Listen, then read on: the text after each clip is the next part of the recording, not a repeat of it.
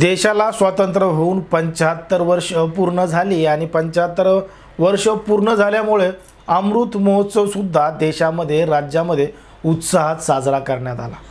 देशाला स्वातंत्र्य होऊन 75 वर्ष झाली। या 75 वर्षाच्या कारकिर्दीमध्ये अनेक चढ उतार देशाने पाहिले। राज्यामध्ये देशामध्ये विकास मोठ्या प्रमाणात झाला। जग बदलत गेलं त्या पद्धतीने देश राज्य सुद्धा बदलत गेलं। देशाने मंगळावर चंद्रावर आपली यशस्वी मोहीम सुद्धा करून दाखवली। म्हणजे एकंदरीत देश सगळीकडे प्रगती करत होता। पण 75 वर्षानंतर सुद्धा देशामधली आणि राज्यामधली परिस्थिती बदलली आहे का? म्हणजे काही लोकांचा विकास झाला असेल पण महाराष्ट्रातल्या लोकांचा विकास झाला का? महाराष्ट्रामध्ये येऊन जे इतर राज्यातले लोक आहेत, राजस्थानी आहेत, गुजराती आहेत, मारवाडी आहेत, इतर कुठल्याही राज्यातले असू द्या, त्यांनी महाराष्ट्रामध्ये येऊन स्वतःच्या जीवावर अनेक पैसे कमवले, स्वतःचे व्यवसाय केले, कामधंदे केले। यातून ते आता स्वबळावर या ठिकाणी राहत आहेत आणि त्यांचा उदरनिर्वाह अगदी मोठ्या प्रमाणात चालू आहे। धनदांडगी संपत्ती अनेक लोकांनी इतर राज्यातून येऊन या महाराष्ट्रामध्ये कमवली।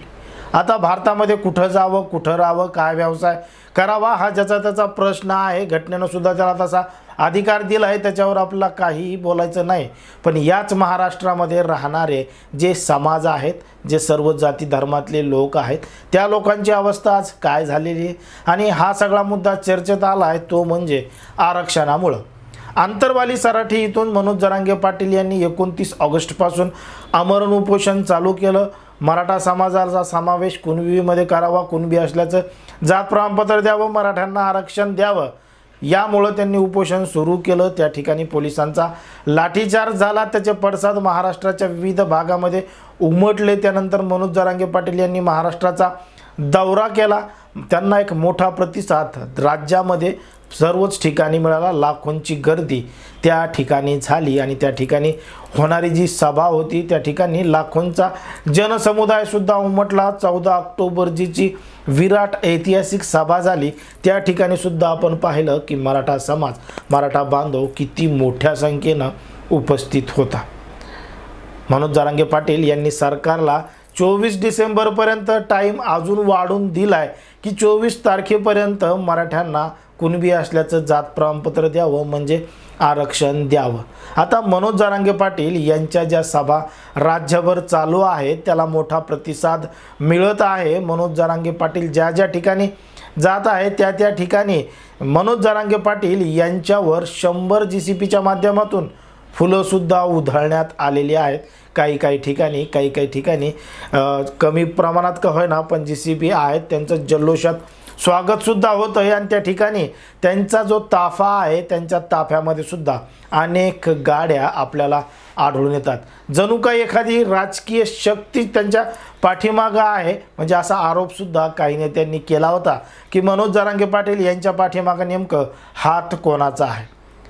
मग मनोज जरांगे पाटील म्हणले की आमच्या पाठीमागं हात कोणाचा नाही, आमच्या पाठीमागं फक्त मराठा समाज आहे, मराठा बांधव आहे।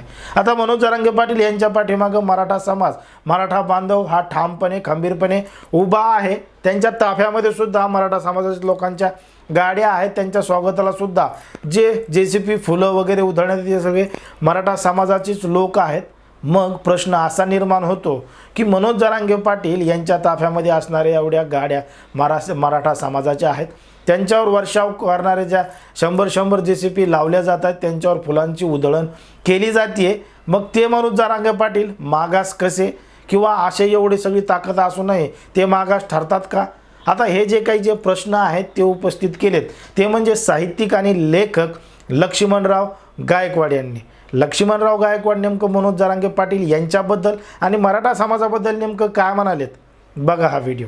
तुमचेच खासदार आता विलासराव देशमुख असो, पवार, शरद पवार एवढा मोठा उंचीचा माणूस, हिमालयाच्या पर्वताचा, त्याच्या घरातले सर्व माणसं, दादा, मामा, काका, भाऊ, हे आमदार, खासदार, मंत्री, अरे एक तरी वडराचा माणूस घ्या, एक तर काय काढायचा घ्या, बेलदाराचा घ्या, रामोशाचा घ्या, बियाला तुम्ही आम्हाला निवडून येऊ देत नाही। भटक्या विमुक्ताला पालावर ठेवलं, त्याला कधी गावगाड्यात येऊ दिलं नाही। वडरांना तिथं अजूनही छन्नी हातोडा घेऊन रस्त्यावर गिट्टी फोडतात, त्यांना कधी न्याय दिला नाही। म्हणून आमचं म्हणणं आहे की इथला जो प्रस्थापित मराठा आहे गडीवरचा पाटील देशमुख, हे जे पुरवठा आता जरंगे पाटलाला खरं तर विचार करावा त्यांनी. तुमच्या गरिबीपेक्षा सर्वात गरीब पोरं लेकरं रस्त्याच्या कडेनं भीक मागणारे आमच्या भटक्या विमुक्ताचे लोक आहेत. आमच्यावर अन्याय करायला तुम्हीच आहात का? माझं म्हणणं, प्रस्थापित मराठा हा स्वतःपुरता स्वार्थी आहे आणि आपल्या नातेगोतापुरतंच राज्य करतो. म्हणून याला एकदा घरी घालवलं पाहिजे आणि भटके विमुक्त ओबीसी एक झाले पाहिजेत. मी लक्ष्मण गायकवाड जरंगेच्या पाठीमागे उभा राहतो. त्यांनी प्रस्थापित मराठ्यांनी स्वातंत्र्यानंतर जे बलदंड राजदंड झालेले आहेत आणि सत्ताधीश झालेले आहेत त्यांच्या सर्व संपत्ती काढा आणि 50% वाटप गरीब मराठ्यांना करा. त्यांच्या शाळेमध्ये, सरकारी बँकेमध्ये, कारखान्यामध्ये गरीब मराठ्यांना द्या ना सवलत गरीबाला. पण गरिबी हटाव कार्यक्रम हा आरक्षणाचा नाही.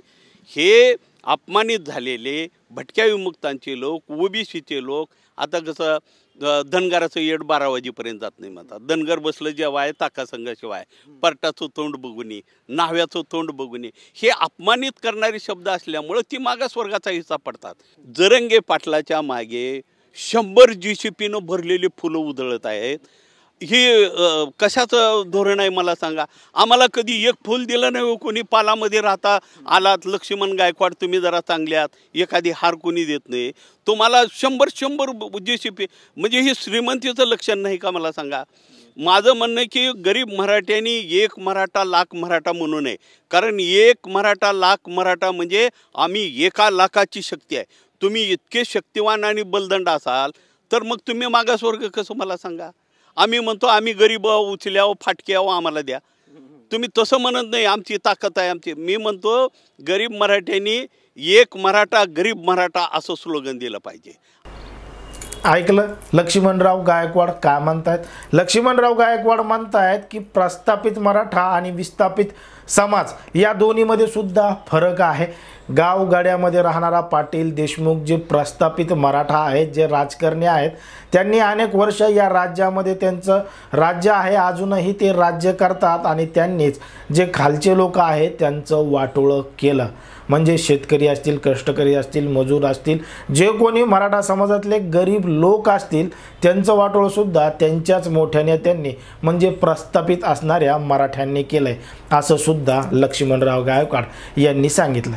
याचं महत्त्वाचं कारण म्हणजे जे प्रस्थापित मराठे आहेत त्यांच्या ताब्यामध्ये अजूनही हजारो एकर जमिनी आहेत, साखर कारखाने आहेत, संस्था आहेत, कॉलेज आहेत, महाविद्यालय आहेत, विविध अशा गोष्टी आहेत ज्या इतरांना सवलत देऊ शकतात, इतर लोकांना मोठं करू शकतात. अशा मोठमोठ्या गोष्टी अजूनही मराठा समाजाच्या ताब्यात आहेत आणि ते प्रस्थापित मराठे आहेत.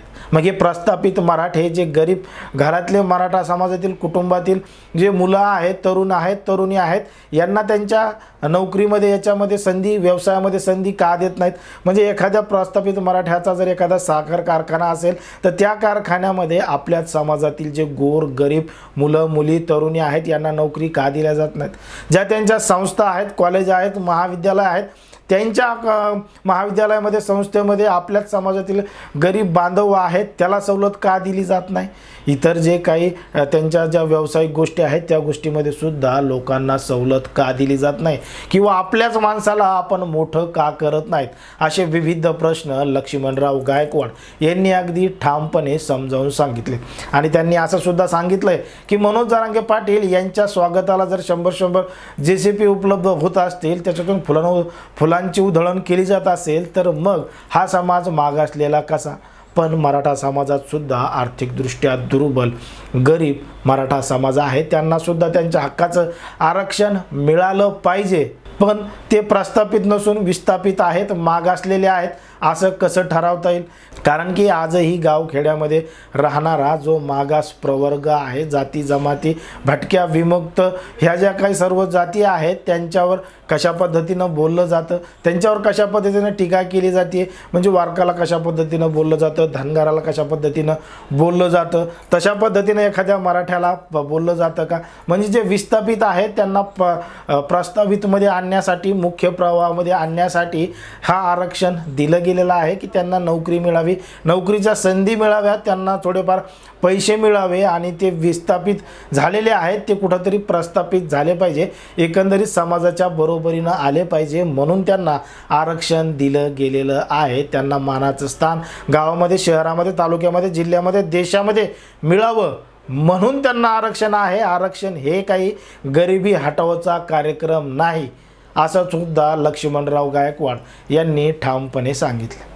एकीकडं मनोज जरांगे पाटील हे सुद्धा सांगतायत की मराठ्यांचं वाटोळं मराठ्यांच्याच नेत्यांनी केलंय, कारण की एवढी 70 वर्ष राज्यामध्ये, देशामध्ये मराठा समाजाच्याच लोकांची सत्ता होती आणि त्यांनी सर्वात जास्त काळ सत्तासुद्धा उपभोगली आहे.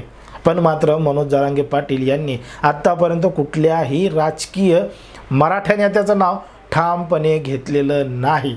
ते नाव घेतलं ते म्हणजे नामदेवराव जाधव यांनी. नामदेवराव जाधव यांनी सुद्धा शरद पवारांचं नाव ठामपणे घेऊन सांगितलं आणि इकडं जे लेखक आहेत, साहित्यिक आहेत, लक्ष्मणराव गायकवाड यांनी सुद्धा शरद पवारांचंच नाव, विलासराव देशमुखांचंच नाव या आपल्या भाषणामध्ये, या त्यांच्या बाईटमध्ये घेतलेलं आपल्याला आढळून येतं. एकंदरीत लक्ष्मणराव गायकवाड यांनी जे मुद्दे उपस्थित केले त्या सगळ्या मुद्द्यावर आणि सध्या राज्यामध्ये जी परिस्थिती निर्माण झाली आहे, ज्या दोन समाजामध्ये वाद विवाद, तणाव आपल्याला पाहायला मिळतो, त्याबद्दल तुम्हाला काय वाटतं ते अगदी स्पष्टपणे कमेंटमध्ये सांगा. आणि अशाच पद्धतीचे नवनवीन व्हिडिओ पाहण्यासाठी आपल्या चॅनलला लगेच सबस्क्राईब करून घ्या. धन्यवाद.